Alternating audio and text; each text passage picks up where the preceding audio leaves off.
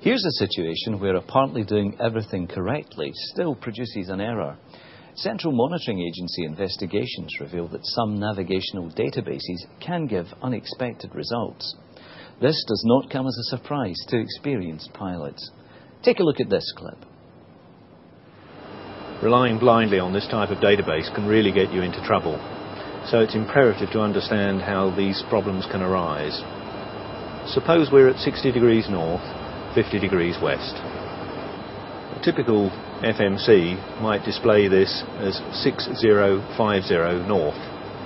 In this particular incident, the crew loaded 4850 north from their database, assuming that it was 48 degrees north latitude and 50 degrees west longitude.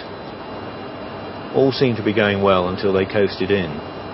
It was then that ATC told them that they were 50 miles off track. Pete, any ideas why this happened? Investigations showed that there was an error in the FMC database. The actual position associated with the label 4850 north had been incorrectly entered in the database as 4850 north 50 west. So the mistake was made by the people who wrote the database. Anna, is this a common occurrence? I don't think it's common, but I have seen it before. Line selecting the waypoint, the crew found that the coordinates were in fact 48 degrees 50 minutes north and 50 degrees west. Of course, if the crew had bothered to do a track or distance check or a position check about 10 minutes or so after they passed the waypoint, they would have discovered the error. Graham, comments? He's right. It's not so much what they did wrong. You do expect to trust your navigational aids. It's that they didn't adhere to SOPs. The 4850 north that they put into the FMC is in fact just a label. They trusted it because you do trust your navigational aids, but if they had line selected it, it would have become apparent at that point.